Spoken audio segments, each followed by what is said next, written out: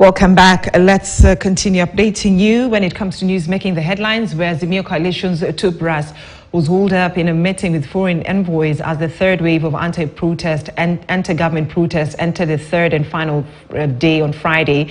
But even as details of the meeting remain scanty, sources say the meeting was to get the Azimio scale down the protest and resume talks with the head of state. However, Azimio has dismissed the claims, saying the meeting was meant to check on Wiper leader Kalonzo, who they claim was under house arrest since Tuesday. KTN's political affairs reporter Daniel Karaoke has been on the story and now reports. While opposition supporters heeded to the call to take to the streets in a show of defiance, their leaders in the Azimio coalition met with envoys from the United States of America and the United Nations at Wiper Party leader Kalonzo Musyoka's home in Karen. Kalonzo seemingly playing an active role as the go-between. During a stakeout at the former vice president's home, vehicles with the United States of America diplomatic number plates disembarked from the premises shortly after the media's arrival mid-morning. Moments later, vehicles with the United Nations flag mounted on it left the premises but took a different exit route. After failed attempts by private security to get the media to leave, National Assembly Minority Leader Opiyo Wandayi and Jubilee Secretary General Jeremiah Kioni emerged to brief the media, the two saying they were here for a different agenda.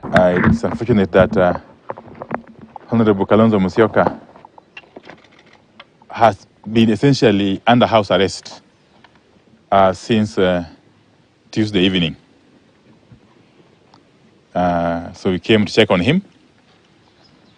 And luckily, because when you guys also arrived, those who had put him under house arrest also gave way. It's a clear indication that demonstrations have been effective and they are still going on. If they are not hunting us down, it will mean that we have not been effective. A spot check, however, revealed that there were no officers barring entry into Kalonzo's home and vehicles freely entered and exited the premises.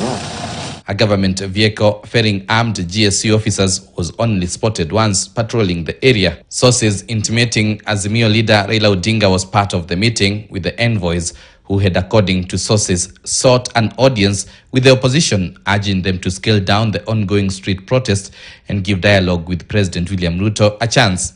However, the Azimio leaders were non-committal. Communication to the media at this juncture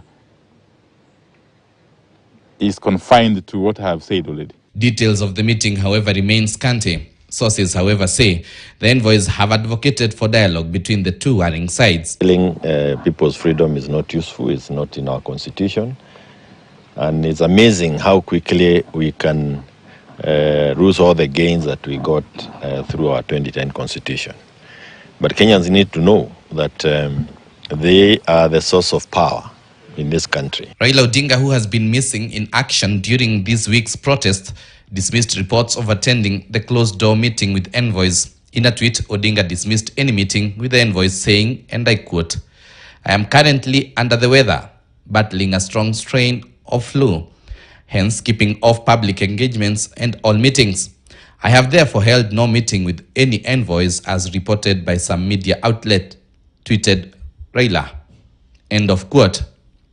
This comes days after the foreign envoys called for a dialogue between the government and the opposition.